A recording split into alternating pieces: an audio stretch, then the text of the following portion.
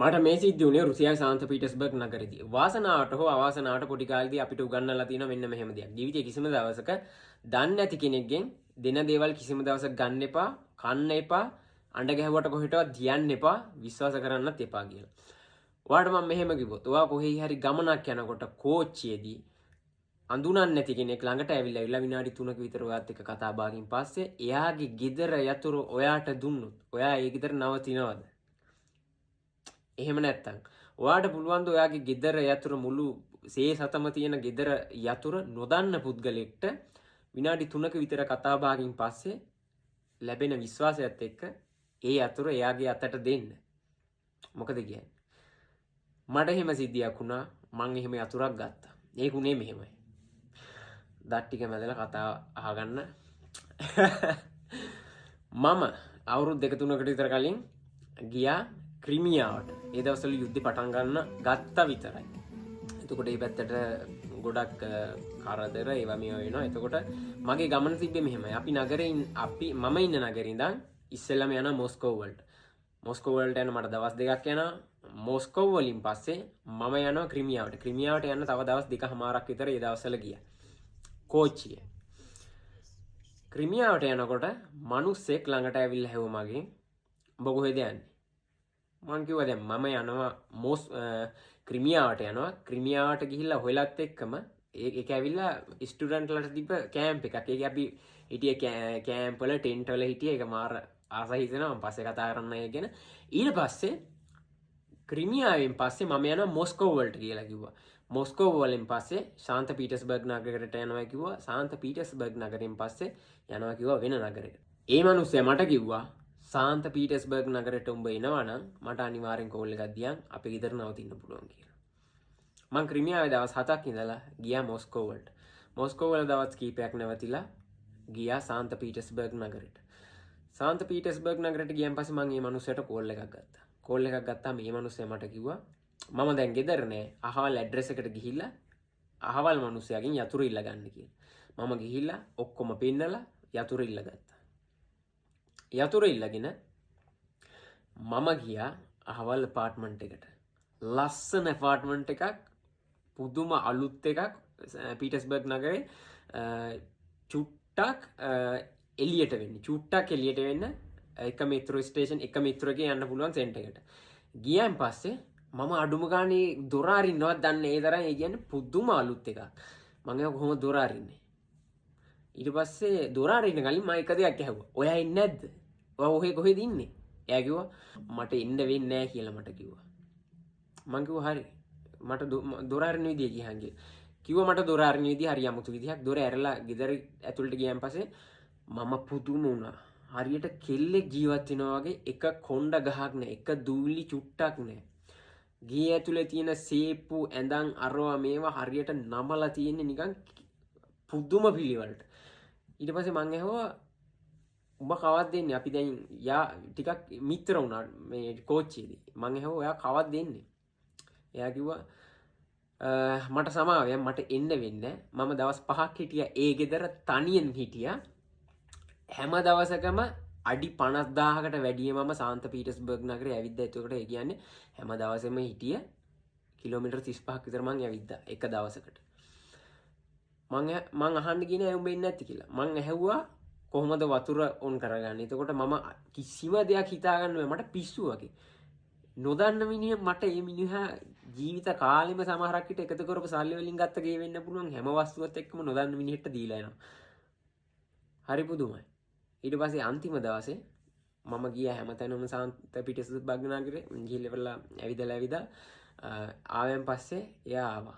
ඇවිල්ලා කිව්වා මට සමාවෙන් මම අහවල් මිනිස්සයත් එක්ක අහවල් මං කියන්නේ නැහැ දේශපාලනයට සම්බන්ධයි. ඊට පස්සේ කන්ෆරන්ස් එකකට එයා සහභාගී වෙලා හිටියා කිව්වා. එයා තමයි ඒකේ ඕගනයිස් කළේ කියලා කිව්වා. ඊට පස්සේ මං කිව්වා හරි අවුලක් නැහැ කියලා. ආයෙ පාරක් සමාවිල්ලා කිව්වා මට කන්නවත් අඩුම ගානේ ගේන්න බැරුණා. දැන් යන් කොහේ හරි ගිහිල්ලා මං කිව්වා මට ඕනේ නැහැ මං කාලා. එයා ඒ පාර ඕඩර් කළා මොනවද මන් දන්නේ නැහැ. KFC එකේ ඒ දවස්වල තිබ්බා. ඊට පස්සේ කෑවා. ඊට පහෝදා දවසේ මම අනිත් නගරයට යන්න හදනකොට එයා මාව මෙත්‍රෝ එකට ගෙනහලා දැම්මා. ගෙනහලා දාලා මට කිව්වා උඹ ඊළඟ සතිය අනිවාර්යෙන් එනවයි කියලා කිව්වා. මං කිව්වා ඊළඟ සතිය කොහොමද මං එන්නේ? මට දැන් සල්ලි හැම මහ ලොකු ගොඩක් නැහැ. මම සාමාන්‍යයෙන් ට්‍රැවල් කරන්නේ හරි අමුතු විදිහකට රුසියාවේ සල්ලි නැතුව. එතකොට මම ඔක්කොම කරලා ගෙදර ආවයන් පස්සේ අපේ යුනිවර්සිටි එකකින් මට කෝල් එකක් එනවා. උඹට කෝල් එකක් තියෙනවා සාන්ත පීටර්ස්බර්ග් නගරයේ නගරාධිපතිගේ කවුදකින්. මම ඇහුවා කවුද මේ? උඹට ෆෝරම් එකකට ආරාධනා කරලා තියෙනවා. කන්ෆරන්ස් එකකට ආරාධනා කරලා තියෙනවා. උඹගේ වැඩ දැකලා මට එහෙම කිව්වා. උඹ කියලා කිව්වේ නෑ ඔයාගේ කියලා කිව්වේ. පස්සේ තමයි මම තේරුම් ගත්තේ මේ මිනිස්සයා සාමාන්‍ය මිනිස්සෙක් නෙවෙයි. ඔයාලට මොකද හිතෙන්නේ මේ කතාව ඇතුලේ මම කියපු දේවල් ගැන? සාමාන්‍යයෙන් ඇත්තටම පිට රටවල් වල මම දන්නේ ඔයාලට මෙහෙම දේවල් වෙලා තියෙනවද කියලා. සමහර යුරෝප රටවල් තියෙනවා එහෙම සිස්ටම් එකක්. ඒක දෙන්නෙත් සාමාන්‍යයෙන් වගකීමක් දරන්න පුළුවන් මිනිස්සුන්ට. සාමාන්‍යයෙන් එයාලා කොහේ හරි ගෙදර කොහේ හරි යනවා නම් එයාගේ බල්ලා පූස බලා ගන්න. එතකොට පිට මිනිහෙක් කවුරු හරි වෙනම ඇප් තියෙනවා වෙනම වෙබ්සයිට් තියෙනවා. ඒවට කොහොමද ඒකට කියන්නේ අයදුම් කළාන් පස්සේ කියනවා සාමාන්‍යයෙන් කියන්නේ එතකොට එයාලා දානවා මේ ගෙවල් හිස්. එතකොට ඔයාලට කැමති දවසක් ඇවිල්ලා ඉඳලා යන්න. එහෙම. මේක එහෙම එකක් නෙවෙයි. මේක සම්පූර්ණ සාමුලින්ම නොහිතපු දෙයක්. මං ක්‍රීමියාවට යනවා තනියෙන් ඉඳගෙන ඉන්නවා මිනිස්සෙක් කෙනා ළඟට. අපිත් එක්ක එක කණ්ඩායමේ සෙල්ලම් කරන්න ගිය මිනිස්සු. හැබැයි එක පෙට්ටි එක කෝච්චි පෙට්ටි හිටියේ. මං ඒව දන්නේ ජීවිතේට දැකලා නැහැ. එහෙම දේවල් රුසියාවේ වෙනවා. ඊට පස්සේ මං ඒ කතාව මෙහෙට ඇවිල්ලා කිව්වාම ඒ ආච්චිලා එහෙම අහන එක්කෙනා කියනවා උඹ මාර විදියට විශ්වාස කරන්නේ මිනිස්සු. මන් දන්නේ. එතකොට ඔයාලට අහන්න පුළුවන් මට බය නැද්ද යන්න. ඇත්තටම ඔයා හිතන්න රුසියාව කියන ලොකු රටේ එක නගරකින් ඉඳන් තව නගරයකට යන්න කිලෝමීටර් 500 කියන්නේ පැය 3ක පොඩි ගමනක්. පැය 3ක ලංකාවේ තමයි කොළඹ ඉඳන් යාපනයට යන්න රෑ වෙනවා ඉස්සර. මන් දන්නේ සමහර කළා දවසක් විතර ගියා 2012 මම යාපනයේ ගියා. ඇත්තටම මං කියන්නේ ඒ වගේ දේවල් කරන එක හොඳයි කියලා. ඒ කියන්නේ දන්නේ නැති මිනිස්සුන්ගේ ගෙවල් වලට යන එක. ඊටාම හොයලා බලලා යන්න නැත්නම් එහෙම සමහරක් වෙලාවට අපි දන්නේ අර ෆිල්ම් වල ඔයාලා බලපු නොහිතපු සිදුවීම් ඔයාට වෙන්න පුළුවන්. මේකෙදි මට එච්චර බය වුණ නැති හේතුව මම මෝඩෙක් නෙවෙයි. මම ගොඩක් දේවල් සමහරක් වෙලාවට බලලා මිනිස්සු සමහරක් වෙලාවට අපි මෝඩයෝ නෙවෙයි අපිට මිනිස්සු කියවන්න පුළුවන් සමහරක් වෙලාවට ඒවට අපිට උගන්වනවා රුසියාවේ. හැම වෙලාවෙම උගන්වන්නේ සමහරක් වෙලාවට වාසනාව තිබ්බොත් ඒ වගේ මිනිස්සු හම්බ වෙනවා ගොඩක් දේවල් ඔයාලට කියලා දෙන්න. එතකොට මිනිහෙක් තේරුම් ගන්න හරිම ලේසි. ඒ මිනිහාගේ අවධානය ඒ මිනිහා අපෙන් බලාපොරොත්තු වෙන්නේ මොනවද කියලා කිසියම් දෙයක් දීලා අපිට හිතා ගන්න ලේසි. ඒ ඉතින් ඔන්න ඔහමයි රුසියාවේ මගේ කතාව අවුරුදු කීපයකට කලින් වුණේ. ඔය වගේ රස කතා ගොඩක් තියෙනවා. ඔය ගමන ඇතුළෙම තියෙන රස කතා 10 ගණන් මම පටල ගන්න යන්නේ. මම පස් වෙලා කියන්න. ඉතින් channel එක follow කරන් යන්න, තව කෙනෙක්ට බලන්න share කරන් යන්න, comment එකක් දාන්න යන්න ඔයාගේ අදහස මොකක්ද කියලා. ඇයි මං අවාසනාවට කියලා කිව්වේ. ඕක ලංකාව වුණා නම් එහෙම පද කීයක් හදයිද? අම්මෝ මොනවා කරත් දන්නේ නැහැ. යාගේ හිල්ලා ඒ ගෙදර තනියෙන් හිටියේ දන්නේ නැහනේ. එහෙනම් පුතාලා ගිල්ලන්න සුබ දවසක්. මගේ උගුර බල්ලෝ කාලා තියෙන්නේ.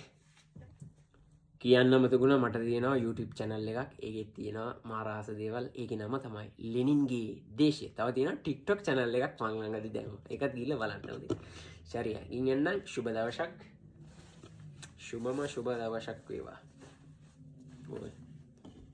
ආතව ගොඩක් අහලා තිබ්බ කොහොමද මගේ මෙච්චර දිගට කොණ්ඩේ වැවුනේ කියලා. පස්සේ කියන්න. තව දෙයක් කියන්න බැරුණා. ක්‍රීමියාවෙන් ඇවිල්ලා දවස් 3ක් ගියා විතරයි ක්‍රීමියාවට යන පාලම පිපිරුවා.